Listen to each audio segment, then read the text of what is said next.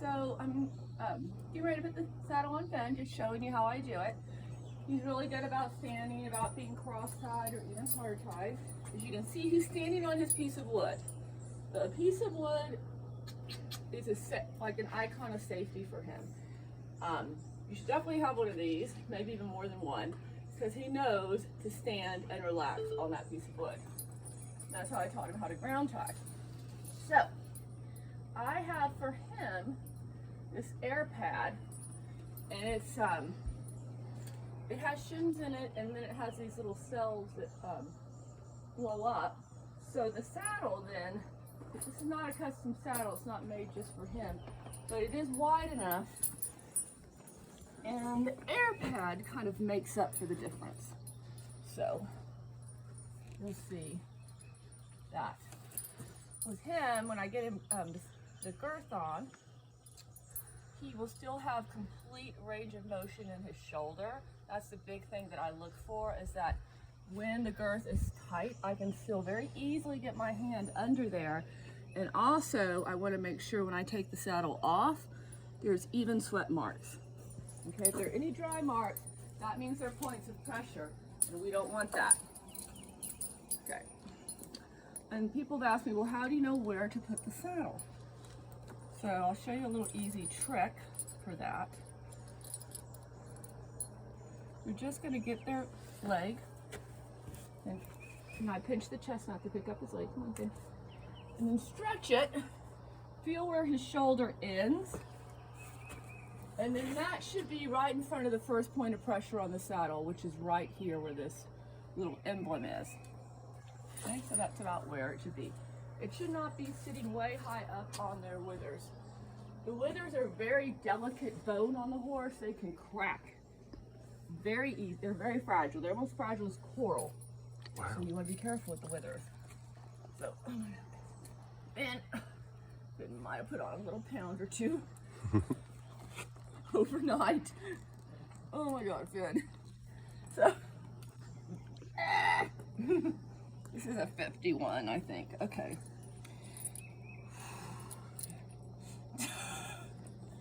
He doesn't care. He has no issues with his body. Okay.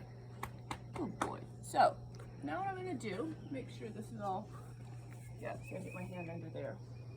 I'm going to take the cross ties off. I'm going to bring him over here. And I showed y'all this a little bit yesterday, how we did a little bit of circling. So I'm just going to do it right here, just so he can move around. Don't put in my space. Back him up. Back him up like this too with the rope. Any pressure in front of his drive line, which is where his neck and shoulder meet, means back up or stop. So go. Good. So we're just going to move a little here. And trot.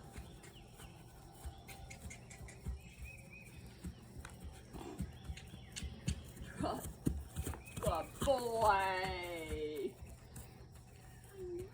So Finn is a fan of food. And I knew the newest little thing that I'm doing, because they're so tiny, ooh, yeah, let me type it now, are Cheerios. Finn loves Cheerios. He also loves bananas. He's a fan of watermelon. Basically anything. Loves carrots. He loves carrots. Oh, he does. Okay, I'm going to move him around now a little bit to the other direction.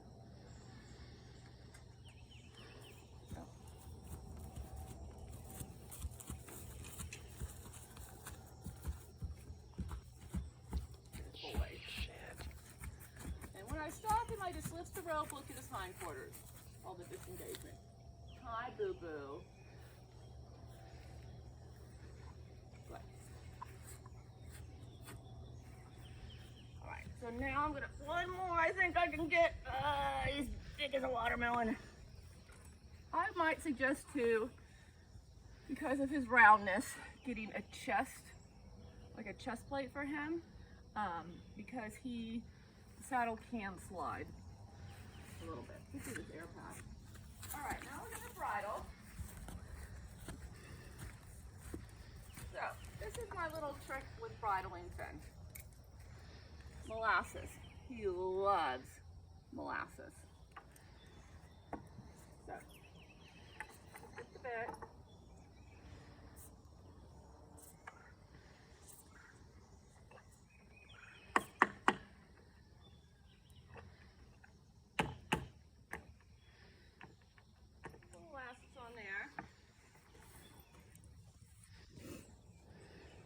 then what I normally do,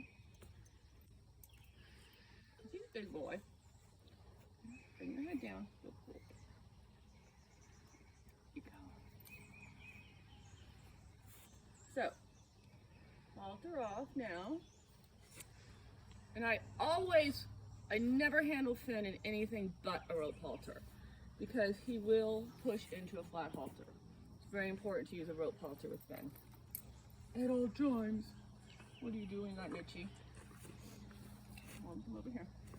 So what we want him to do is so see how I control him here with this? So sometimes he still thinks, ooh, bad idea bit. So that I've been trying to get in his mouth. This is what you do. Okay, head down, Finn. Good.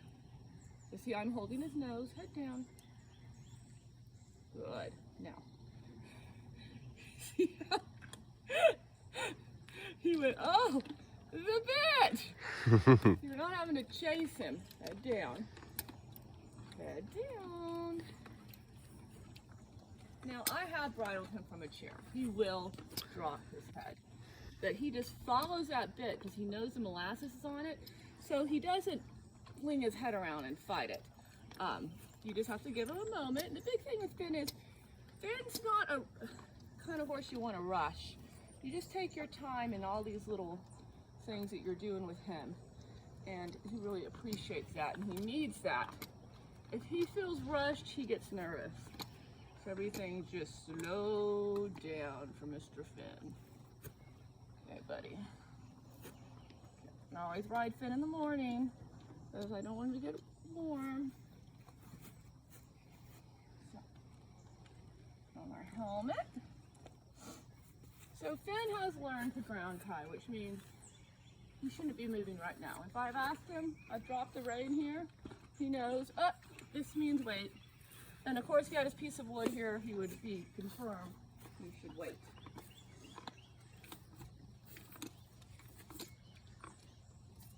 Okay, don't you mess up your reins.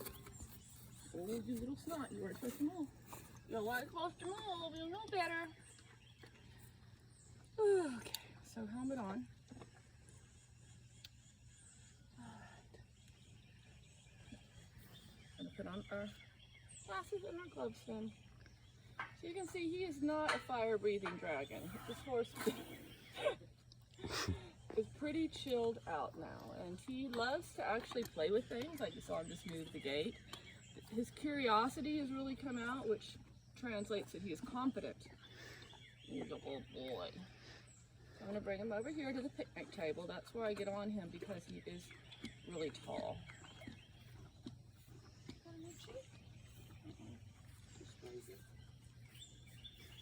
Come on. Now.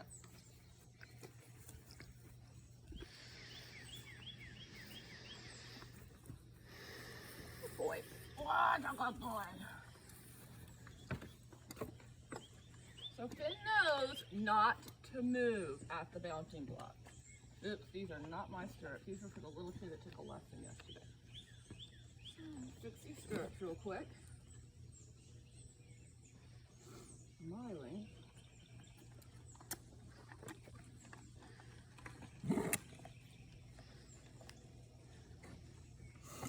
He's a good boy, Finn. Yes, you are. No, we're not eating.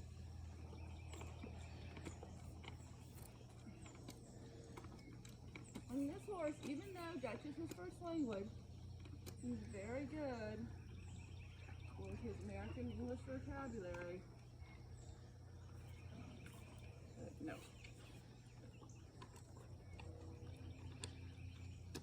He's my boy, bilingual.